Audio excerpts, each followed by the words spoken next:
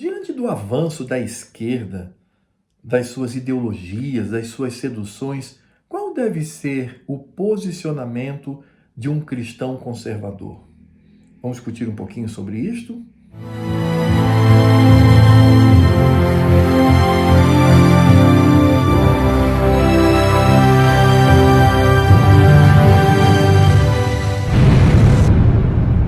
Olá, pessoal. Qual deve ser a postura do cristão conservador diante do avanço da esquerda? Ele não deve fazer nada, ele deve lutar contra, ele deve ser indiferente, enfim, qual deve ser a nossa posição? Isso é uma pergunta muito relevante e que certamente vai revelar a situação de muitos cristãos diante dessa investida impiedosa da esquerda. Eu quero propor aqui três posturas que o cristão conservador ele deve cultivar diante dos avanços e das seduções da esquerda. A primeira postura que o cristão deve ter é entender que este mundo ele vai de mal a pior. Sim, não há a menor esperança para nós, ao olharmos para o mundo e para onde ele avança, não há nenhuma possibilidade de termos uma melhora. Tudo há de piorar. O que nós podemos ter no máximo são freios e contrapesos que tentam inibir um pouco o avanço deste pensamento que é contrário aos cristãos, contrário à igreja, contrário aos valores e à virtude do Evangelho e de Cristo. Mas não há como reverter, infelizmente. E para um cristão como eu, que acredita no sermão profético de Cristo, sendo este sermão algo que se refere para o futuro, algo que ainda há de acontecer, aí é que reforça muito mais essa visão. O sermão profético de Cristo foi quando ele, os apóstolos, estavam em Jerusalém, ele contemplou o templo, e aí os discípulos, eles elogiaram aquele templo, dizendo, olha que maravilha, que pedras, que construção. Aí Cristo, a partir da destruição do templo, ele vai mostrar o cenário mundial e onde isso vai terminar. E ele fala do surgimento daquilo que ficou conhecido como o iníquo, algo que será contrário ao povo de Deus, que vai perseguir a igreja, os cristãos, e que vai se instaurar neste mundo, vai se instalar no planeta como um domínio. Então eu creio dessa maneira. Mas talvez você seja um cristão e não acredite muito que o sermão profético de Cristo se refira ao futuro como eu creio. Ok, mas pelo menos você tem que reconhecer que o João Evangelista, na sua primeira carta, ele diz com todas as letras: sabemos que somos de Deus e que o mundo inteiro jaz no maligno. Esse texto, ele também demonstra, de uma outra forma, que não podemos esperar muita coisa deste mundo. Não podemos esperar que ele venha melhorar. Não podemos esperar que haja um momento de utopia, um céu aqui na terra, de forma nenhuma. Até a vinda de Cristo, este mundo há de piorar. Ok, mas talvez você seja alguém que não leve muito em consideração, possui outras interpretações desse texto. Mas se você é um conservador, vamos falar assim, se você é um conservador, você é pessimista.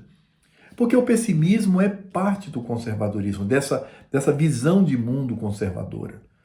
Então você também não acredita muito. No máximo, alguns freios e contrapesos, mas no geral, não há o que se esperar deste mundo que caminha para uma destruição total da nossa civilização. Mas além de você reconhecer que o pessimismo é algo que deve estar engendrado no coração do cristão, seja pelo sermão profético de Cristo, crendo que ele está se referindo a eventos que acontecerão ainda, como eu creio, ou seja por aquilo que o apóstolo João fala na sua primeira carta, que o mundo jaz no maligno, seja porque você, como um conservador, é um pessimista, mas há um segundo ponto, uma segunda postura que nós devemos ter, que é a de conhecer a fundo o inimigo. Precisamos conhecer a fundo o pensamento de esquerda, precisamos conhecer as suas táticas, as suas seduções, a maneira como ele engana, suas mentiras, suas ideologias. Nós precisamos conhecer. Sabe por quê? Porque conhecendo, não seremos contaminados. Talvez um exemplo bem prático que eu traga aqui é essa pandemia. Nós sabemos como devemos nos comportar. Uma certa distância de uma pessoa para outra, lavar sempre as mãos, passar álcool em gel. Tudo isso é o quê? São atitudes que nós cultivamos porque conhecemos mais ou menos como o vírus se comporta. Da mesma maneira com relação ao pensamento de esquerda. O problema é que muitos cristãos, eles não estão nem aí. Eu não quero saber disso, não vou estudar, não faz parte do meu métier, dos meus interesses. Não, meu caro, você precisa se interessar. Você precisa estudar, você precisa entender. A Escritura Sagrada, por exemplo, lá em 1 Crônicas, no capítulo 12, verso 32, falando da equipe que estava ali ao lado do rei Davi, fala dos filhos de Issacar. E a qualidade deste grupo é que eles eram conhecedores da época para saberem o que Israel deveria fazer. Eles conheciam a sua época para saber como o povo, neste caso, o povo de Deus, deveria agir e reagir.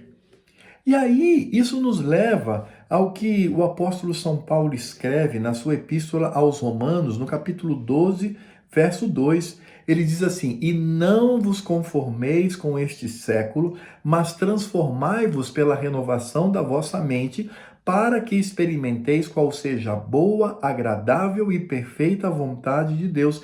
Ele diz: "E não vos conformeis com este século." Não tome a forma do pensamento atual, que é contrário a Cristo, à sua igreja, ao seu evangelho. Então eu tenho que conhecer. Eu tenho que conhecer para não me contaminar. O problema é que muitos cristãos, não conhecendo, se tornam aquilo que eu denomino como socialistas funcionais. Eles acham que estão combatendo, eles acham que estão se afastando, mas em determinados comportamentos, visão de mundo, eles estão contribuindo sem saber. Quando Paulo diz: "Não vos conformeis com este século, não tome a forma deste século", ele diz: "Mas transformai-vos pela renovação da vossa mente, para que experimenteis qual seja a boa, agradável e perfeita vontade de Deus." Essa expressão experimentar, esse verbo experimentar, era o que os comerciantes faziam na época de Paulo. Eles estavam no mercado, alguém pagava com uma moeda e dizia: "Essa moeda é de prata." Só que ela estava muito suja, estava preta pelo manuseio. Ora, o que o comerciante fazia? Ele experimentava, ele fazia um experimento. Ele jogava aquela moeda sobre o mármore. E o tilintar da moeda iria dizer ao comerciante experiente se ela era de prata ou de outro metal. Quando não havia mármore, ele dava uma mordiscadela na beirada da moeda e olhava o metal para averiguar, para se certificar se tratava mesmo do metal proposto ou se aquele comprador estava enganando. Quando Paulo diz para que experimenteis qual seja a boa, agradável e perfeita vontade de Deus, significa dizer que nós vamos sempre experimentar aquilo que vem a nós para sabermos se é de Deus ou não. E eu posso assegurar para você, cristão conservador, que nada do que vem da esquerda é de Deus. E por isso eu preciso experimentar. Mas para experimentar eu preciso conhecer. Aquele comerciante conhecia o metal. Por isso ele experimentava as moedas. Nós precisamos conhecer as táticas, as seduções, as mentiras, as ideologias, os enganos do pensamento de esquerda em toda a sua dimensão, para que não nos contaminemos. E a terceira postura que eu acredito que deve ser cultivada por nós, além de entender que o mundo vai de mal a pior, e também a necessidade de nós conhecermos a fundo a esquerda para não permitir qualquer tipo de contaminação, o terceiro ponto é que nós devemos, como cristãos conservadores, combater o pensamento de esquerda pela verdade de Cristo.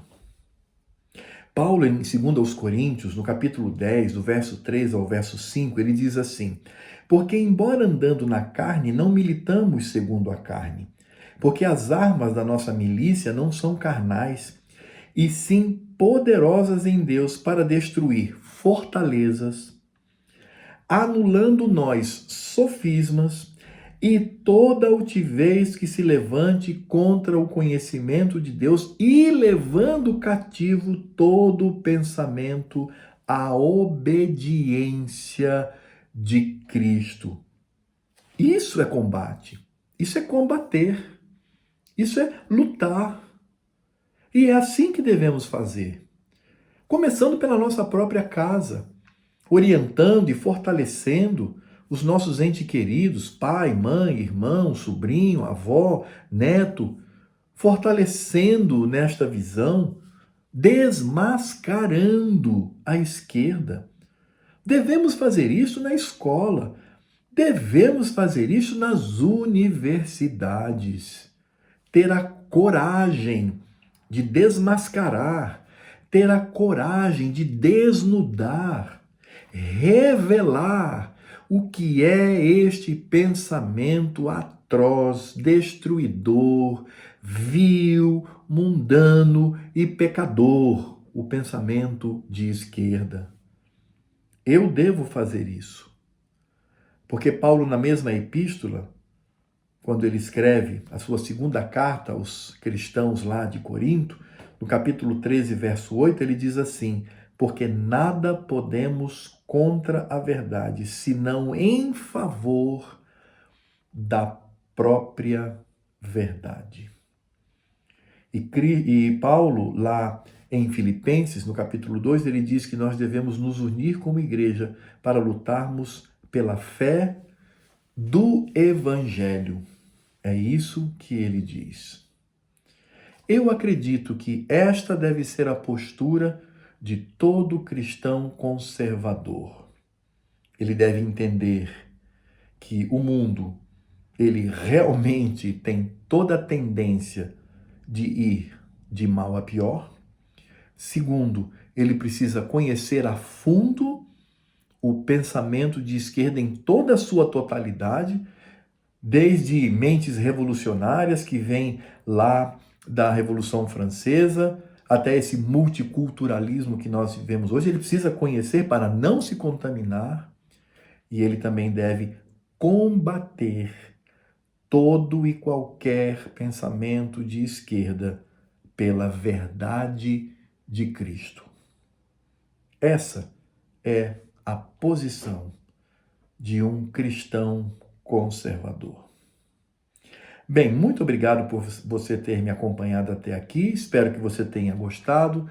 Você que está aqui pela primeira vez, por favor, se inscreva no canal, aperte o sininho, faça comentários e ajude-me a divulgar esse material. Divulgue esse vídeo e outros vídeos que estão aqui no meu canal. E você que já se inscreveu, por favor, dá uma checada, vê se você continua inscrito. Se não tiver, vai lá, se inscreva novamente, ajudando este canal a crescer, para que esse conteúdo possa ser divulgado. Eu conto com você para isso. Outra coisa também é que há mais vídeos, certo? Eu estou colocando vídeos semanalmente, geralmente no final da sexta ou no final do sábado, no final de semana. Então há outros temas, outros vídeos que você pode dar uma checada, assista, veja se você gosta e assim divulgue esse trabalho, tá ok? E até a próxima.